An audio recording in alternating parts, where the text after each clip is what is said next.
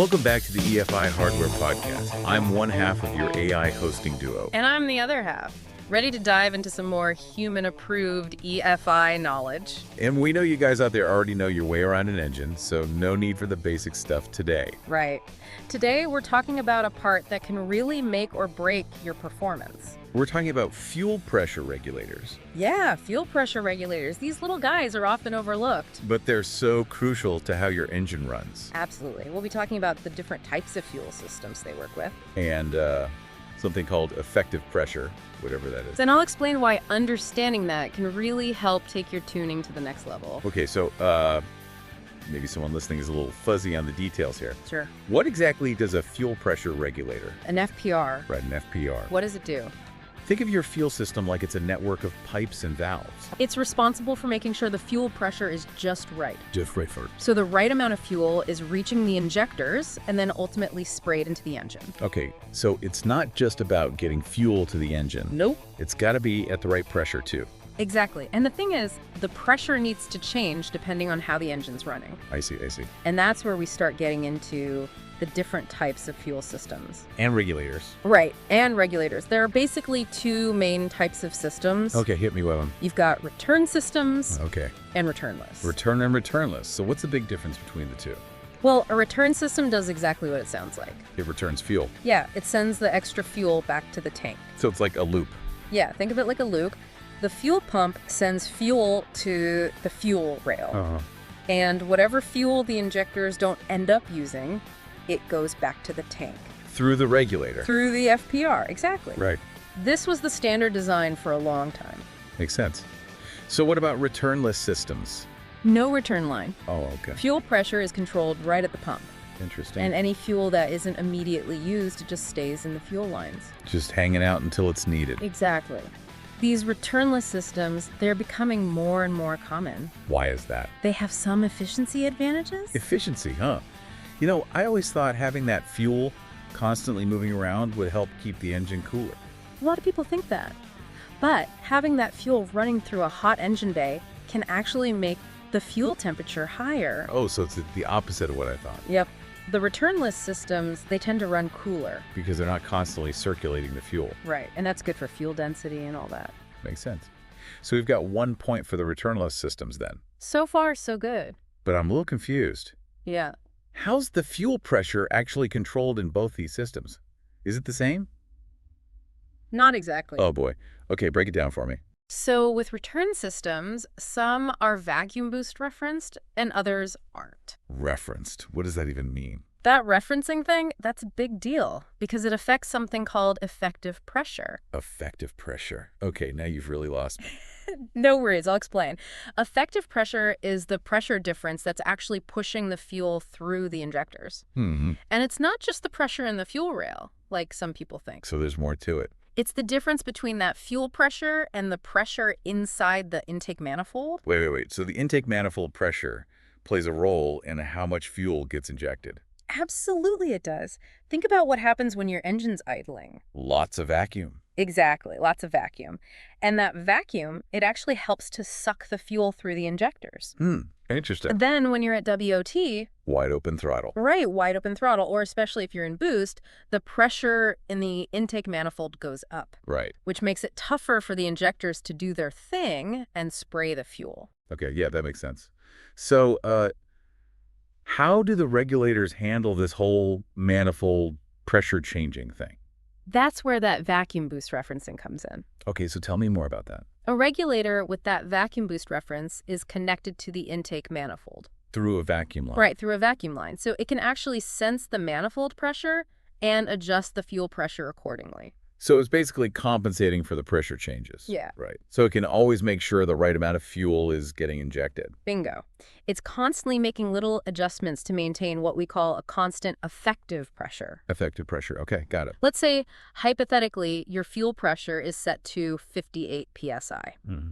Now, at idle, when there's that vacuum, the regulator might actually lower the pressure in the fuel rail. Lower it. Why would it do that? Maybe down to something like 48 psi, just to compensate. Because of the vacuum that's helping to pull the fuel through. Exactly. But then, when you hit boost, the regulator will increase the pressure. To like what? 68? Could be 68, maybe even higher, depending on the boost. It's all about keeping that effective pressure stable. So it's like a balancing act. Totally a balancing act. Yeah. Adjusting and readjusting to keep things running right, no matter what the engine's doing. Okay, so it sounds like having that vacuum boost reference is really important then. It's super beneficial, helps optimize fuel delivery across all RPMs. That's awesome. So now I got to ask, what about those return systems that aren't referenced? Ah, good question. What happens with those? In those systems, fuel pressure is fixed. Fixed. It doesn't matter what's happening in the intake manifold. Mm-hmm. If your base pressure is, let's say, 58 psi, Uh-huh. it'll stay at 58 no matter what. Idle, cruising, WOT, all the same. Well, that sounds simpler at least. It does, but there's a catch. Well, there's always a catch. That effective pressure ends up all over the place. What do you mean? At idle, when you have vacuum, you end up with higher effective pressure than you want. But then, on the other hand, under boost, your effective pressure drops. Because the manifold pressure is working against it. Right, So it's a lose-lose situation. pretty much. Okay, so I'm convinced referenced regulators are the way to go for return systems. Definitely a good choice. But hold on a sec. We were talking about how returnless systems regulate pressure at the pump. Right? How does that actually work? Different ways, actually. Oh, okay. Some use a variable speed fuel pump. Mm. The ECU, the engine control unit, can tell the pump to increase or decrease fuel flow as needed. So it's adjusting on the fly. Exactly. And some systems have a regulator built right into the pump assembly. So it's a bit more complicated than just a simple valve like in the return systems. Yeah, it's usually more high-tech, uses more electronics and sensors. But the goal's still the same. Same goal. Get the right amount of fuel at the right pressure to those injectors. Wow. Who knew fuel pressure regulators were so complex? I feel like we've learned a ton today. It's a fascinating topic, for sure. All these different systems and that whole effective pressure thing, it's a lot to take in. We've only just scratched the surface. I bet. What about the fuel pressure regulators themselves, the heart of it all? What are the key things to keep in mind when you're choosing one? Oh, that's a great question. One of the most important things is flow capacity. Flow capacity. Fill me in. So it's basically how much fuel the regulator can bypass, per unit of time. So it's not just about maintaining pressure then. It's about being able to handle the sheer amount of fuel moving through the system. Exactly. If you have a powerful engine and a fuel pump that's really pumping out the fuel, you need a regulator that can handle that volume. What happens if it can't? You could get pressure spikes or inconsistencies in the pressure, which will obviously mess with your engine's performance. So when it comes to flow capacity, bigger is always better. Generally speaking, yeah, especially if you're dealing with a high horsepower engine or if you've upgraded your fuel pump. Right. But you do have to make sure it's a good match for your setup, So you can't just go for the biggest one you can find. Right. Sometimes too much flow capacity can actually cause problems with controlling the pressure. So it's about finding that sweet spot. Exactly. Finding the right balance for your specific engine and its needs. Gotcha. But I'm guessing flow capacity isn't the only thing to consider.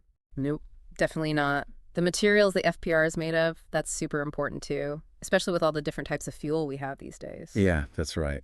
Today's fuels can be pretty rough on components. That's for sure. So what should we be looking for in terms of materials? Well, you want materials that can handle the modern fuels. They're corrosive, Right. So a lot of regulators use anodized billet aluminum for the body. And why is that? It's strong but lightweight, and it resists corrosion really well. Makes sense. And the diaphragm, that's got to be compatible with the fuel you're using too. The diaphragm. Remind me what that is again? Oh, it's a key part of the regulator. Uh-huh. It's like a flexible membrane, and it reacts to pressure changes. So it opens and closes to control how much fuel bypasses the regulator. Exactly. It's the part that's actually doing the fine-tuning of the fuel pressure.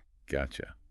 So why does the material matter so much? Well, because it's in direct contact with the fuel all the time, it's got to be able to handle all the different stuff in there, the additives, the chemicals. Right. Some diaphragms are designed just for regular pump gas.